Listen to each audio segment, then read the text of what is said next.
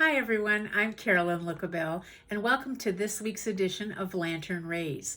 We deliver unbiased, unopinionated, fact-based, purposeful information when you need it. I'm the Director of Sales and Marketing at the Lantern of Chagrin Valley Assisted Living Community just outside Cleveland, Ohio. And I'm joined by my two other sister communities, Lantern of Madison and Lantern of Saybrook. We're all part of the Lantern Lifestyle Organization. You can learn more about us on our website at lanternlifestyle.com.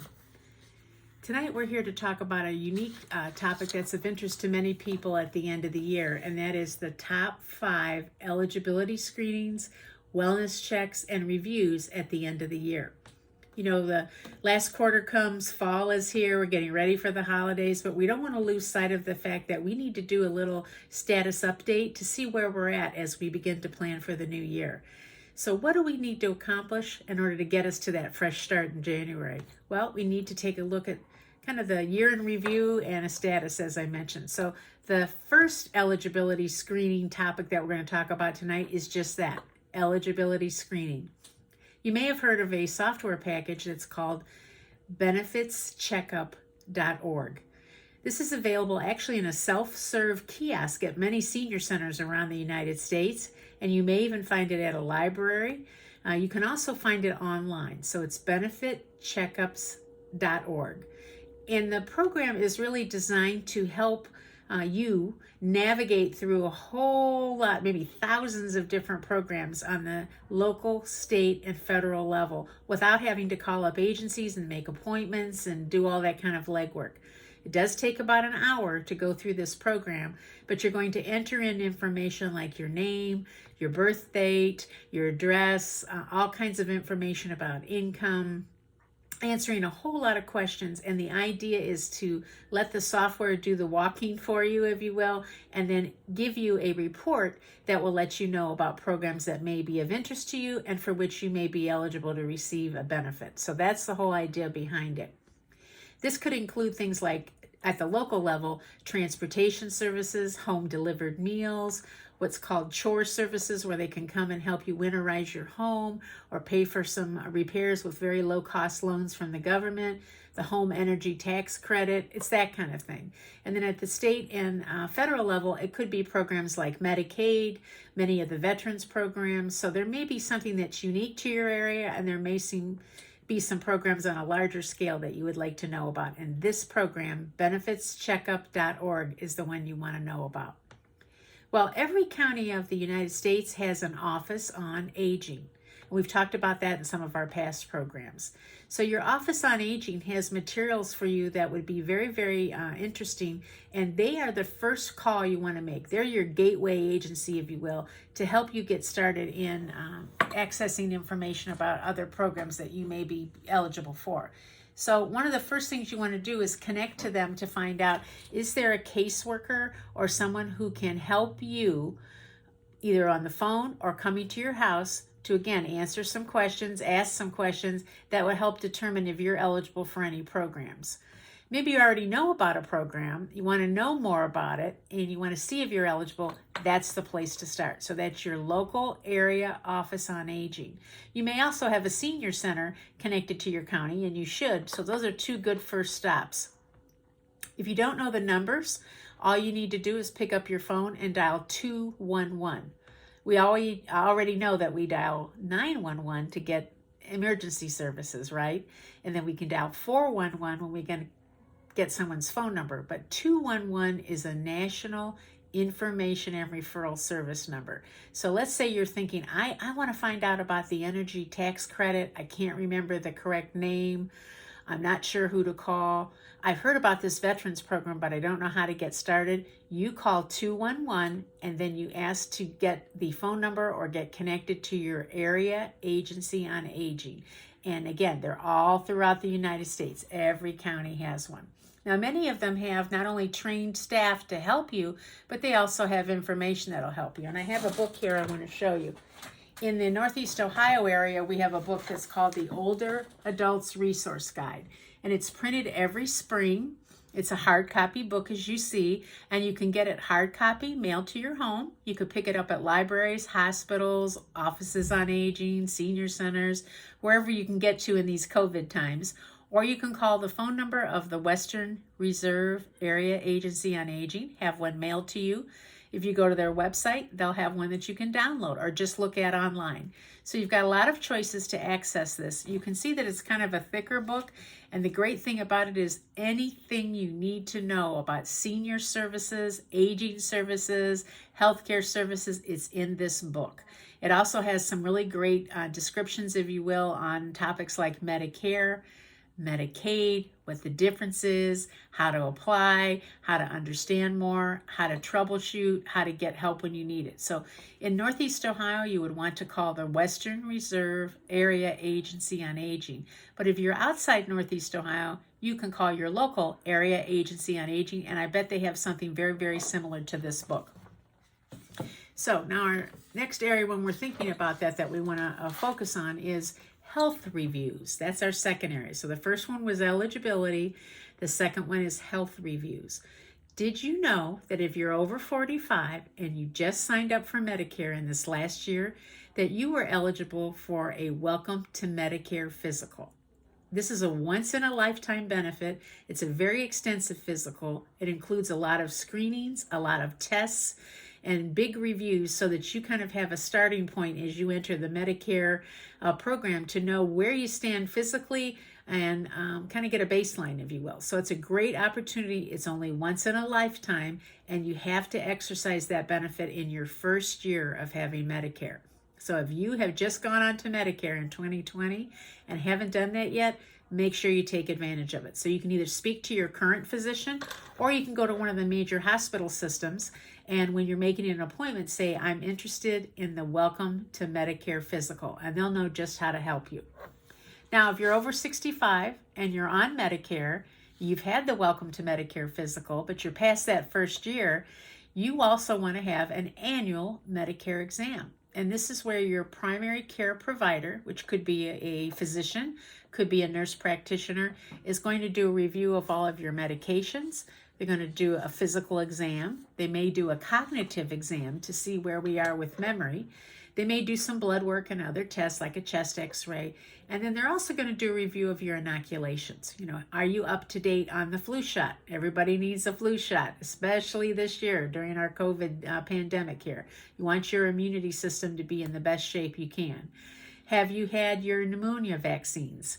You know, that's something that we want to update every 5 to 10 years, depending on which one you've already had in the past. Have you had a shingles shot? It's actually a series, but the shingles medication vaccines are really important because shingles is very, very painful. And today, with so many of the young children not getting vaccinated, we're more at risk than we might have been 5 or 10 years ago. So the other thing is a tetanus update. So these are the kinds of things that your provider will talk with you about. Inoculations, a physical exam, any screenings, any routine tests. And they're probably also going to look at giving you something like a foot exam, especially if you're diabetic. You definitely want that. And possibly a retina exam. And now, if you don't get those from your regular physician, you can get the retinal exam from an optometrist. Maybe you wear glasses and you want to ask your doctor for that. They're probably checking for it already if you're in this age group. Or you may already see an ophthalmologist. If you do, again, especially if you're a diabetic, you want that exam because no one wants macular degeneration. And having these exams is our good, first offense, if you will, at not having to deal with that. Now, as I mentioned before, the next area then would be for us the Medicare and insurance review.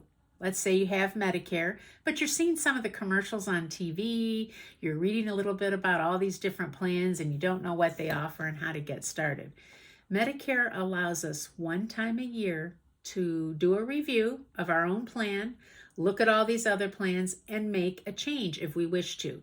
That is called the Medicare Open Enrollment Period, and it ends every year by the first week of December. So we're in that period right now. Now, if you're interested in knowing about some of these plans, the best way to get started, again, call your senior center, call your office on aging. They will know about people in your area who are licensed insurance agents whose job it is to be aware of all these programs, the eligibility, the benefits, and they're going to actually sit down with you and help you review what your needs are. You may have particular pre-existing conditions. You may have certain medications that are going to be expensive. So you want to look at the deductibles, the pros and cons of each plan, and then make your decision accordingly. You're not going to pay anything at all for that service. The people who provide that service, the insurance agents, they're paid for by the plans. But the most important thing to remember is we only have until the end of that first week in December to do that review, take a look at any plan we have now, compare it to some of the other plans that are out there and available, and then make your best informed decision. Once you make that decision, you're stuck with that plan for the next year. So, shop wisely if you can. Now, the other thing that you might want to think about is, are there other health insurance plans that you may have? You could have prescription plans maybe available from an employer. You could have supplemental insurance plans. Those are called Part B plans. We've heard of companies like AARP, United Healthcare, Medical Mutual. There are many, many plans. So you want to take a look at, again, not just Medicare, but any of those plans associated with your overall healthcare coverages. And, is there a better plan for you? And it could change over time as we age, So they're going to look at your health history, your pre-existing conditions, the medications you need, if you have chronic illness, all that kind of thing. But let that agent be the one that's going to help you make that consideration. The fourth area that's important to look at the end of the year is veterans benefits and aid and attendance. If you're a veteran, you definitely want to take advantage of any programs that you're eligible for. Maybe when you were younger, you had the GI Bill to go to school. You might have had the VA loans to help you with your home, if you will. But as we age, there are even additional programs for us. We have the accessibility of a VA clinic. You may have the VA hospital where you can get care, and you may also get prescriptions that are available at no cost or low cost to you. So you want to take advantage of knowing about those programs. Now, we said already before that every county has an area office on aging. Every county has a senior center they're aligned with, and every county also has a Veterans Services Commission. So the Veterans Services Commission is usually staffed by veterans, and their job is to speak with you, learn a little bit about your needs, find out about your service history, and help match you up with any programs that you might be eligible for. So aside from the traditional ones with the VA, they may even have local programs for you. In our area here, we have a food pantry just for veterans. We have some other services like transportation. So there may be unique things just to your general location. And then, of course, they have the federal programs that are part of the VA. The other thing that's important to know about is aid and attendance. If you are a veteran who served in times of war, or your spouse was a veteran that served in times of war, you may be eligible for a special benefit called aid and attendance. So as we age, if we need more care, this is the program that can help us. It gives us up to $2,000 a month to help for care. So it's really an important program to investigate, especially if you have served in a time of war. So your local Veterans Services Commission, First Stop Shopping, if you need to find out more about it, they'll help walk through the whole process with you. It does require access to military records, so you'll have to either produce those or they'll help you find them online. Everything's on computer today. So that's a most important benefit for us to find out about. And as we kind of talk through some of these programs, remember the most important thing then is to keep in mind, we're trying to do that end of the year review, get a status update, see if there's anything we need to tweak or take a look at, and is there anything that would be a benefit we haven't maybe known about in the past. Now, the next and last area is really the financial and legal review. So, number one, have you checked your credit rating? We can get a free report from the 3 credit bureaus once a year. So that's something you want to do just to make sure somebody hasn't accessed your account or taken advantage of you. You aren't a victim of somebody, getting a hold of your identity or something like that. So take a look at your credit rating, and you can do that with any of those 3 credit bureaus once a year. And you can easily find out about that. Are your advance directives up to date? This means your living will, your healthcare power of attorney.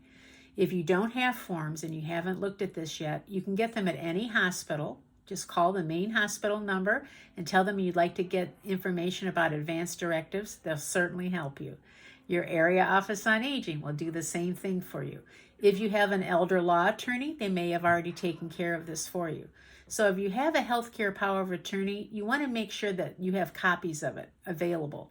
So it's not just that you've signed it and you know about it and you have the paperwork, but if you've named someone as your healthcare power of attorney, like a child, an adult child, or a spouse, make sure they have copies and that they know about it. Make sure the hospital that you use frequently has copies of it so that there's no question about it. You may even have an important little paper file that you keep in the house of everything that's an important document for you. That's a good place for those things. If you have a living will, this is very important. If something should happen to you where you were not able to speak for yourself in the moment, you would want to know that your wishes were going to be carried out. So that's an important document to have. And again, that could be something you've done through one of these agencies like the Office on Aging or perhaps your elder law attorney. So if you've done those documents, make sure there are copies and they're available to those that would step in and assist you if you were unable to speak for yourself. And it's typically your adult child or maybe even your spouse. Now, if you are a person who has house insurance, homeowners insurance, car insurance, auto insurance, this is a good time to review those plans. You know, your local insurance agent should be able to take a look at your history. If you haven't made any claims, if you're at an older age, you're retired, you might want to look at your deductibles. Could you make some changes there? Will your rates be the same now that you're a little bit older, especially if you haven't had any claims? So by taking a review of especially auto insurance and homeowners insurance, you may find that you can save quite a few dollars. And that's going to be important to you. Every dollar counts when we get to this age, for sure. You want to take a look at, do you have a will? You know, if you have a will, has it been reviewed in the last 5 years? Or is it a will that was done 20, 30, 40 years ago?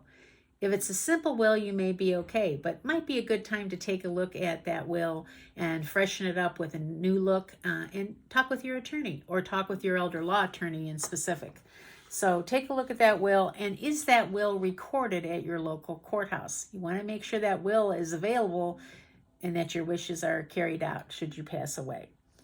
Have you checked your passwords? Many of us today are doing banking online. We have our health insurance claims online. We may have our credit card information, all those accounts that we manage, even store accounts, even, accounts that we use for, colleges and clubs and all that kind of thing. Everybody today wants a password. It's important to take a look at, should I change these passwords with any frequency? So most of us think about doing it at least once a year. So this is a good time to do that. You never want to have a password of 1, 2, 3, 4, A, B, C, D. You don't want to use your first name. You don't want to use your last name. And most importantly, you don't want to use your pet's name. I remember being at a conference and the previous speaker to me was a Secret Service agent. And he said, I think I can pretty much guess the password for everyone in this room. And we were, that's hard to believe, sir. There's probably 100 people in that room. And he said, how many of you use 1, 2, 3, 4? At least 10%. How many of you use A, B, C, D? Another 10%. How many of you use your pet's first name, or your pet's name, I should say? Over 75%.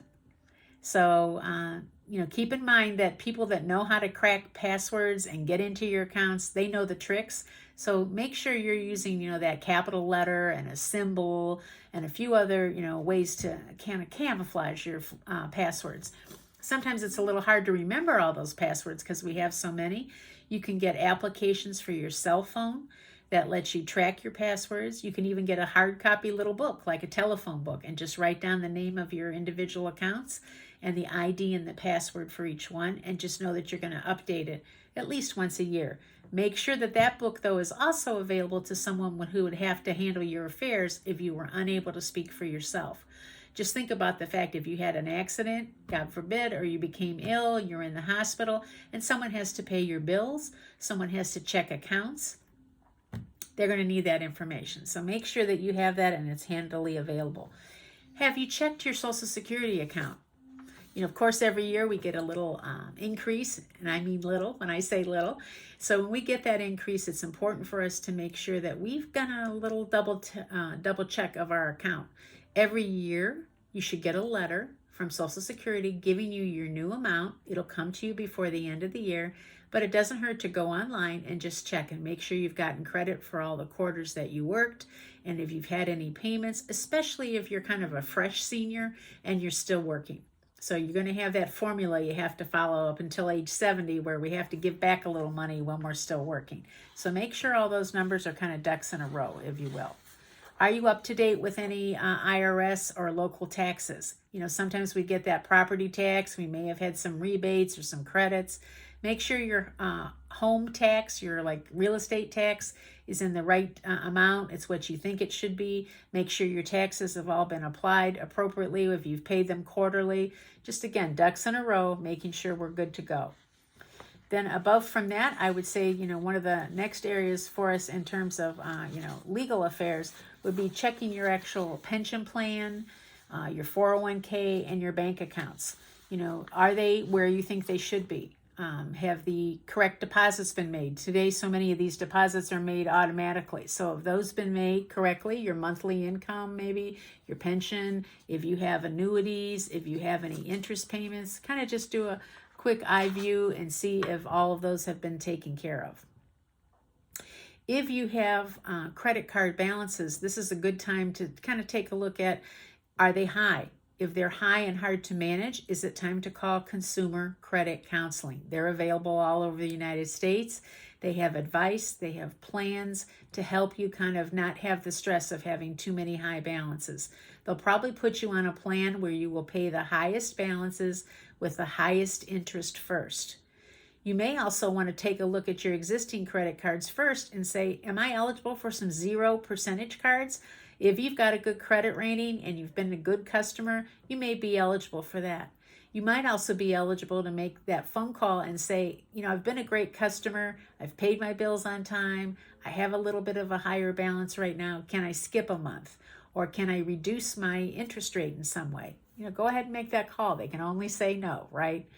Okay, so now if you have limited financial resources and you're concerned especially about healthcare costs, you might want to investigate a couple different things. Number one, if you've got a high bill that came from a hospital, you were hospitalized, you had some big tests, expensive things happening, flip that bill over, and on the back side of that bill should be phone numbers that you can call that help determine whether you're eligible for special funds that almost every hospital has to help reduce the cost of care. So they may have a program you're eligible for. They may also give you the opportunity to convert that bill into a zero interest loan from a bank that's actually owned by the hospital. And that way you can spread out those payments over time. There's no interest and you're not in jeopardy with your credit rating. A lot of people think I can just pay $5 a month on this bill. I have a $20,000 bill maybe from a surgery or something happened to me and I'm going to pay $5 a month. That is a myth. You cannot pay $5 a month. You need to have a plan to pay off the charge, negotiate the charge down, or again, have an assistance program that will help you. So work with the hospital on that if it's a hospital bill. If you have a physician's service that you're using and the cost is kind of high, you can also say, hey doc, what if I pay cash? Today, if you pay cash with physicians, they may give you a 10 or 20% discount. So it's worth it, especially with a dentist or somebody having a specialty service, if you will, dermatology, plastic surgery, something like that. It's always worth asking the question. That's all we can say. If you're struggling to afford your medications, talk with your pharmacist. The pharmacists know about all the discount programs that are available across the country. We see commercials for them. There's Good RX, there's Optum RX. Many of us get mail order medications, so we get that 90-day supply. If you're using generics, of course, that cuts the cost. You may only pay $10 for a month's supply of certain medications. But those discounts that are out there are all known to the pharmacist. So especially if you're taking a newer drug that's still under the patent in that first 7 years, they can be very expensive. Your pharmacist will know about any rebate or discount or coupon available from the manufacturer, and your doctor may know. So ask your doctor. They may even have samples, or they will have coupons for you. So never hesitate to ask anyone like your physician or your pharmacist for help in knowing about lower income medications, generic medications, or ways to pay for your medications. Now, the other thing you might want to think about is, what if you need transportation to medical appointments, and that's a struggle for you? Again, your Office on Aging, your senior center may have some programs available to you from the county, but you may also find that if you're near a major hospital system and that's where you're receiving your care, they may have gone kind of high tech on us, and they may have what's called Uber Health, which means they've contracted with one of these national groups like Uber, and they're going to help arrange for your transportation and possibly even pay for your transportation. So be sure to ask about that if you're getting your care at a major hospital system.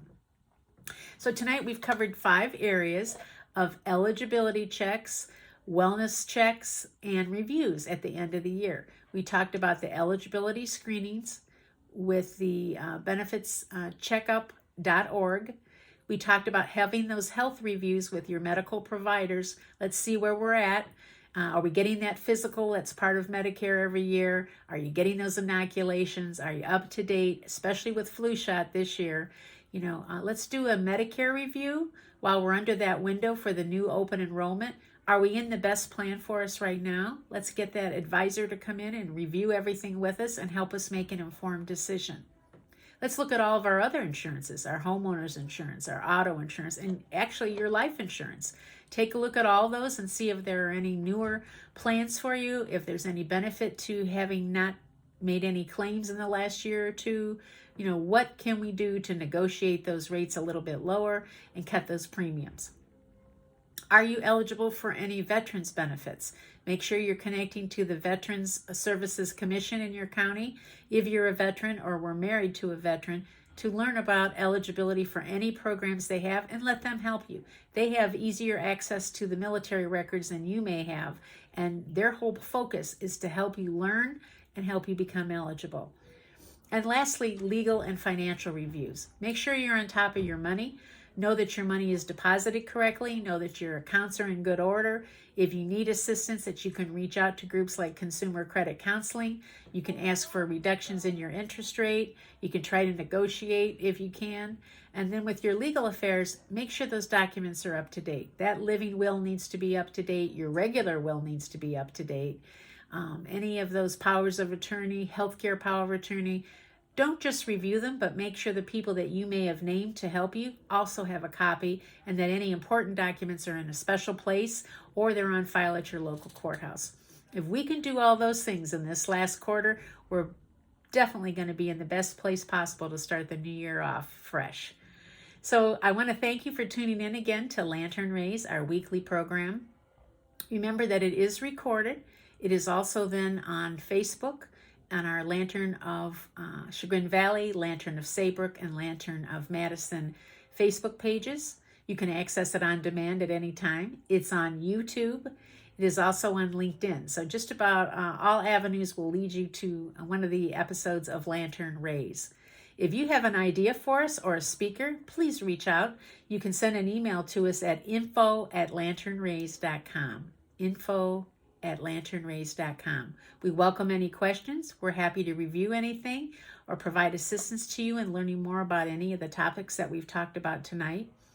And we hope that you will tune in with us over the next few weeks. We have some fantastic programs and topics coming up thanks to you. So as I said, I want to thank you for tuning in. This is healthy and happy aging to us all as we end this year. We look forward to our next edition of LanternRays. And until then, we send you our best for today and always.